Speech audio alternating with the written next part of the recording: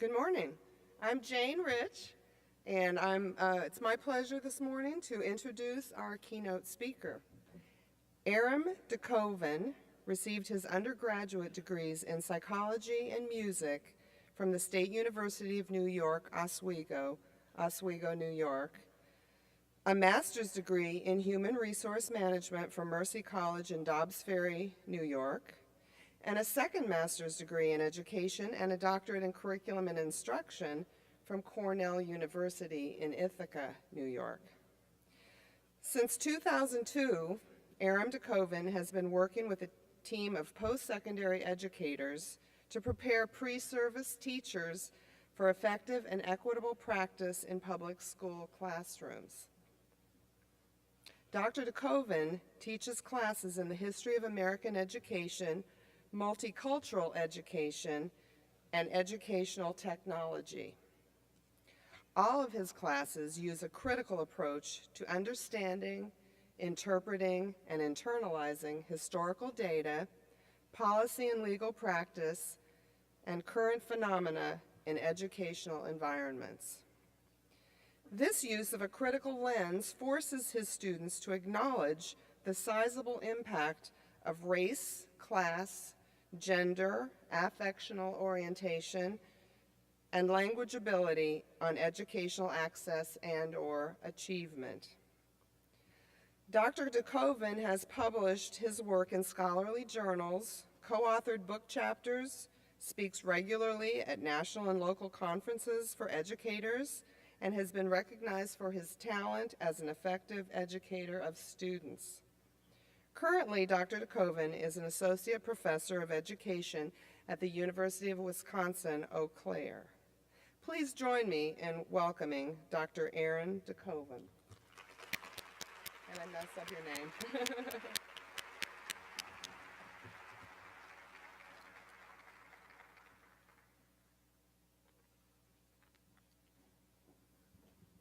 Thank you. Thank you. Not yet. No, it was perfect. Perfect. Good morning. Good morning. Thank you so much. Thank you so much for the invitation to come and speak with you today. It's a wonderful, wonderful opportunity. I do want to thank Jane Rich for that wonderful introduction. I really appreciate that. I also want to thank two other folks. I must thank Dr. Kate Reynolds for introducing me. Actually, she introduced me, but also greatly expanded my understanding of the work that you do. My hat is off to you. This collection of educators combines some of the most valuable talents and skills that we need. We need your skills today. There's no question about it, so my hat is off to you. There's no question about that. I also must thank Lisa Dyson, who has been wonderfully helpful for me all along. I have lost my name tag twice now, and her patience is greatly appreciated, so I can't thank her enough. Yes, she's wonderful, wonderful. So today I have prepared for you a presentation. It's a research-based talk that combines research from a wide range of disciplines, including psychology, sociology, neurology, and education as well. I have sort of distilled down the research so that it flows nicely and the main points are conveyed easily. It is my hope that by combining this information from these different directions, that I'm able to introduce you to a new concept or to deepen your understanding of this concept that you already understand. And that concept is implicit bias. In particular, race-based implicit bias. This is a growing area of study which really has only jumped into the media and into the research world maybe in the past 20 years. In doing so, I would love it if we could all leave the room today believing, or at least thinking carefully about the notion that we as human beings can in fact be colorblind, racially colorblind. And I do want to point that out. In the title of the presentation, I talk about colorblindness, and I want to say this is in no way, shape, or form a slam against people who may in fact be colorblind. I recognize that I do recognize that roughly 5% of the population have some kind of visual impairment which relates to color. And again, this talk has, I mean this not to be an attack on you. This is, again, a metaphorical sense, racial color blindness. Okay. Also, the references or the source material for all of this research actually exists at the back of the PowerPoint. I'm happy to share all of it with you. For some strange reason, I forgot to bring business cards. So when the email address appears at the end, if you would like to have a copy of this presentation, just jot down the email address and I'd be happy to send it to you. And in the back, you'll find all the references. Okay, I think that's my introductory remarks. Let's move forward. This is an activity that I would have done with my class. Had you been students in my class, I would have asked you to pull out a piece of paper, and on that piece of paper, I would have asked you to write down the following things. You don't have to do this. You don't have to reach under your chairs. There's no need to do that right now. But I'm going to show you 10 words. 10 words. I want you to focus on them and absorb them and memorize them. Because when you are prompted to do so, or had you been in the class right now, you would then write down on that piece of paper the words that you can remember. So that's how the task would have gone. So here are the words. Oh, and I forgot to mention, I'm only going to show them to you for roughly 8 seconds.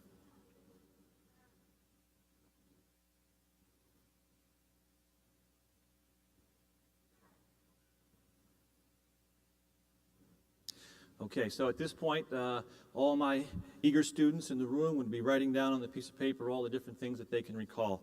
And then I'd ask them, I'd say, so, how many of you recall the word sheets? And a fairly large number of people remember sheets. I'd ask, how many of you remember the word lethargic? Again, a large number of students can recall lethargic. How many remember Sandman? Fewer remember that because it's more embedded in the list. And then finally I asked this, how many of you recall the word sleep? Now, if the past is any predictor of the future, roughly 10 to 15, sometimes 20% of my students will say, I got sleep. The funny thing is, sleep's not on the list. It's true. Sleep is not on the list. And it always, again, catches students off guard. It's a good way to begin this conversation. Our brains are machines that like to make patterns and associations. So we're always looking for connectivity. We do this automatically. Sleep just fits in this group of words. It makes sense. This task does two things. One is it demonstrates the fact that the human brain is a machine that makes connections, draws association. We look for patterns, because in patterns we have predictability. In predictability we have reliability, and there's a certain degree of security in a predictable, reliable environment. The second piece is this is one of many ways to prime an individual to think a certain way, to feel a certain way. And I will talk a lot about priming later in this talk. Okay. I have two objectives. There are only two objectives. The first one is to demonstrate that the subconscious is a powerful cognitive force and that subconsciously held biases affect the way we act. The second part of it is to connect how the effects of subconscious bias can inadvertently, and I think the key word is inadvertently, because many well-meaning, kind-hearted individuals mean well, but are unaware of the subconscious realities and how they may be inadvertently changing actual outcomes for young people. The vast majority of this presentation will be on number one. So 75% of my talk focuses on objective number one. I bring this pyramid in because I think it's interesting to start. The Webster-Smith pyramid of reflection. One thing that research does tell us, if I want to gain entree as a researcher into what you think or how you feel about, in particular, controversial subject matter like sexual orientation, about various races or language, if I want to gain entree into understanding what you actually think or feel about those topics, just asking you for a self-assessment, just asking you to report back to me how you feel is ineffective. It's ineffective because people report back based on a sense of, political correctness. There's a lens, and you will tell me what you think I want to hear, and the research supports that. Words are not where we want to enter this conversation. This talk is designed to dig deeper below words into our core beliefs, core thoughts, core attitudes, core emotions. And that actually takes a little bit of work to do. All right. A definition. Consciousness. Consciousness, generally regarded to comprise qualities such as subjectivity, self-awareness, and the ability to perceive the relationship between oneself and one's environment. On the other side, subconscious. And here's an iceberg. I went to a nice talk yesterday, very interesting talk, and the presenter had an iceberg on the screen. And I was thinking I could find a new one, but it works, the iceberg. The subconscious is that which exists outside of what is considered conscious. And I have the iceberg there for a reason. In trying to find for you some data about how much of your brain at any one given time focuses on conscious, deliberative activity, there's no such data. There's a wide range of information about how much of your brain's energy is focused at any one time on conscious activity. But one thing I can say that's clear is the vast majority of your brain's function at any given time in a normal situation is focused on subconscious activity, or activity which is, again, below your level of awareness, relating to everything from moderating the temperature of your body, heart rate, breathing, and a whole host of other things that really you don't need to think about and you don't want to think about. As you do more research into this topic, you will discover there are some other levels of consciousness. I have, again, slightly simplified the talk to talk about consciousness and subconsciousness, but there are other levels of consciousness, and you will discover them as you do some additional research. Okay, when a sensation is subconscious, then one cannot control or modify for its effect. Once the sensation, whatever that sensation must be, enters the realm of consciousness, now you can work with it, control it, or modify it. In a nutshell, if one can talk, write, or think about it, whatever it might be, it is conscious. Also, there are, in general, two types of bias. Again, in general. One would be referred to as explicit bias, or in some research, reflective bias versus automatic. Explicit bias is typically the kind of bias that my students are familiar with. Overt, visible acts of aggression and violence towards somebody else. These are conscious, deliberate, chosen social personal values. And many people can actually acknowledge that I have a problem with such and such a group of people. This is explicit, it's conscious. In our history and histories of other nations, this type of bias was present. Well, in particular in the United States, this type of bias was very visible and present in our past. More recently, not to say it's gone now, it is certainly not gone, but more recently, you're more likely to see versions implicit type bias. This is unconscious, spontaneous, and thought to be a function of long-term socialization. I will talk a little more about socialization later on. Again, explicit examples of bias are present in society, absolutely, but there's a vast, much larger presence of implicit bias, the micro-type aggressions that people experience living in this society. Okay, here's some research for you. How many anagrams will you solve? Fewer if you see red.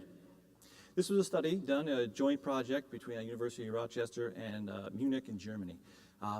What they did was they asked college students to come in and solve anagrams. They had two groups of college students and they gave them a bunch of anagrams and they asked them to solve these. And they recorded how many they were able to produce in a certain time frame. They varied the study in one way. As the subjects came in to take the exam, on the corner of the test sheet where they had the anagrams, there was a subject number.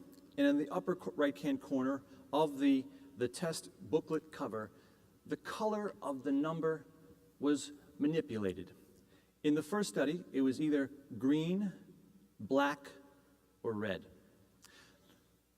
Now, one thing I want to say, there is a lot of research out there looking at the psychological effects of color on human brains.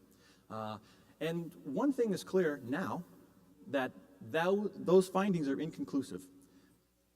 In the past, people would think blues are calm and peaceful, and yellows would excite you. But more recently, people have investigated this with more critical, reflective research, and it is now inconclusive about the effects of color on the human psyche, with one exception.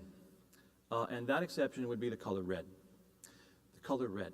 So, knowing that, well, the subjects who had a red subject number in the upper corner of their test booklet solved fewer anagrams in the time frame.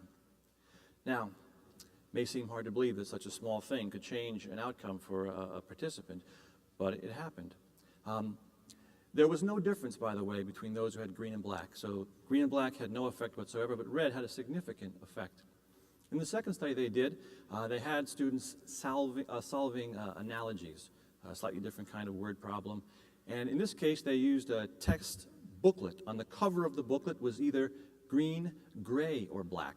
And they asked people to come in, take the analogy, and then they measured how many they solved in a given time frame. Again, subjects who had red test booklet covers solved significantly fewer analogies.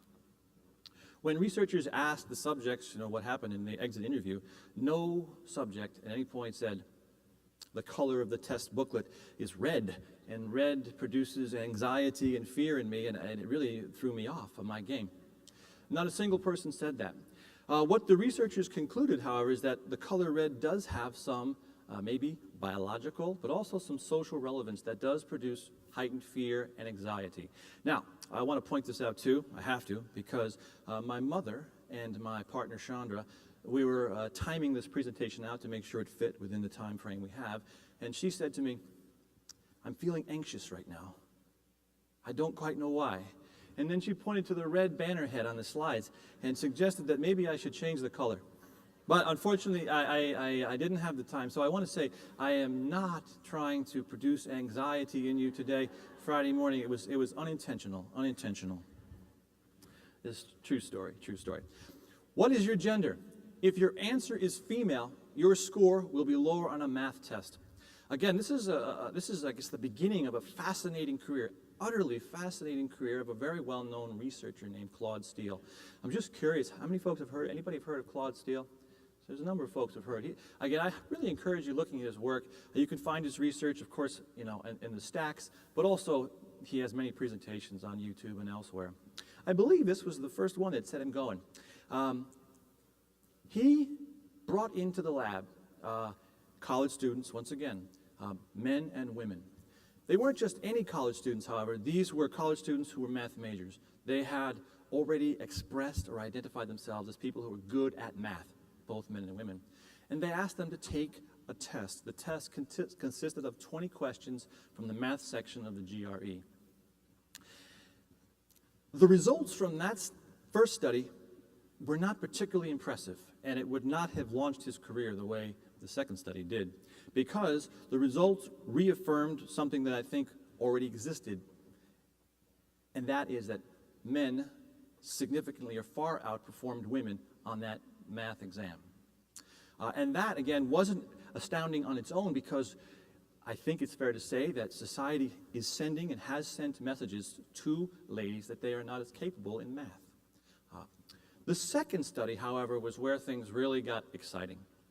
In the second study, Dr. Steele brings in more college subjects, men and women, who also have identified themselves as being math majors, focused on math. They were good at math.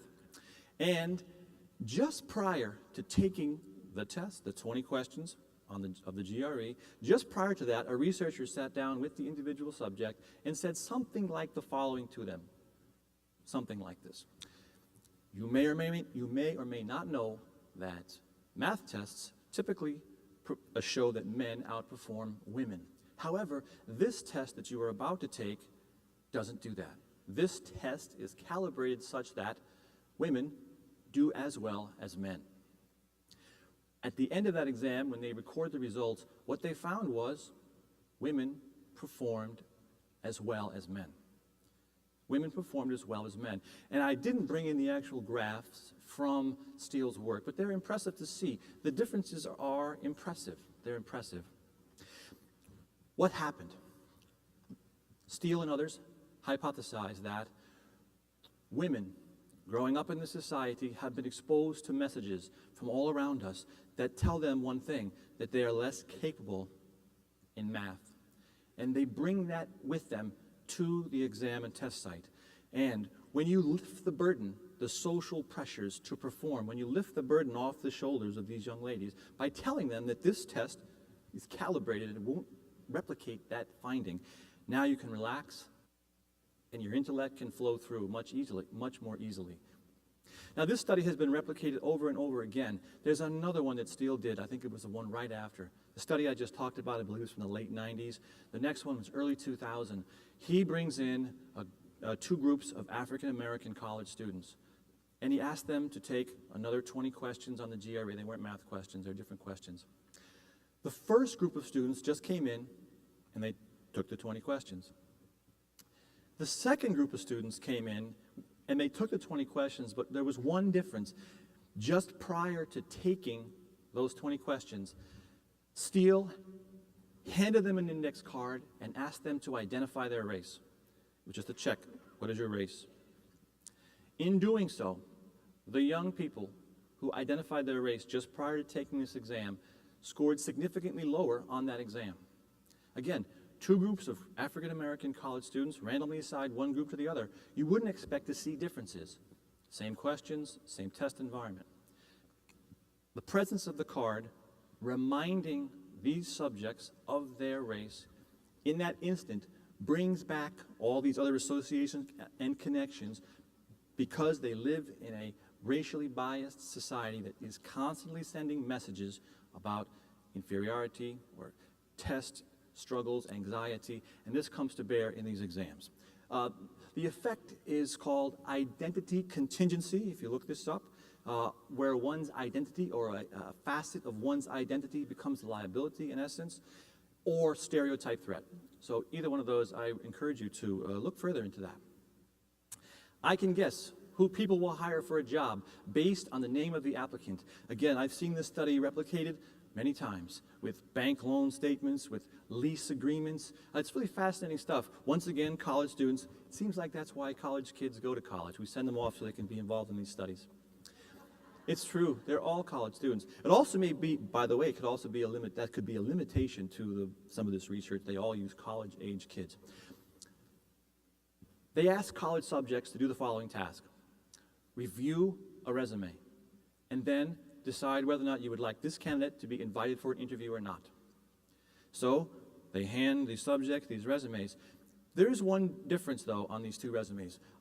One group of applicants have names that sound, I guess you would say they're European-sounding names: George, Jim, Bob, Betty. And the other group of names sound more, I guess, urban is the way you would describe it. And I can think of two names that came. One was Jamal, and the other was Letitia. I think were two names on the resumes. So they asked subjects to evaluate the resumes and invite people back to interviews. Well, as you may or may not be able to guess, who gets invited back for an interview? Is it John or Jamal? Yeah, that's right, it's John. John gets invited back for an interview. Now again, this has real life consequences for people. When you ask subjects, why did you invite John back for an interview and not Jamal? They always say the same kind of thing. They say, well, John was just more qualified. He was a better fit for the position. It seemed like his experience really resonated well with this job. And then when you slide the two resumes in front of the subject and you say, the resumes are identical. They are identical, word for word, except for the name on top. Except for the name on top. And this is where the subjects, again, just scratch their head, and they don't know what's going on. Well, I think what's going on is this. And I'm just going to, again, this is just me trying to simplify this explanation. This is just a generalization of what happens. And of course, it's slightly different for every single individual, but it goes something like this, and it happens in a nanosecond. A nanosecond. Jamal goes to urban, goes to African American, goes to late for work, goes to drugs, goes to violence, and it happens in a split second. And in that instant, now the subject's perception of this applicant goes down, and John is invited for an interview. Again, the study has been replicated many, many times. Fascinating work. I can make people more likely to pay for their milk. Take a look at this. Comes out of the UK. This is a diagram that I created myself, so this is not the author's creation. I did this based on my best reading of the methodology section of the paper, so I produced this on my own. Basically, what we have is a break room. This is a break room in a corporation. And what they had was on a table, something like that, they had a table set up, and on the table were crisps, that's what they call them, I guess, potato chips, pretzels and popcorn, and milk. They had milk. And you would go in and you would, on your own honor system, you'd reach into your pocket and pay for whatever food was there and then walk out with it. But what they found was each week there was always less money to pay for the missing product. So somebody wasn't putting their money in the jar. So this researcher devised kind of an interesting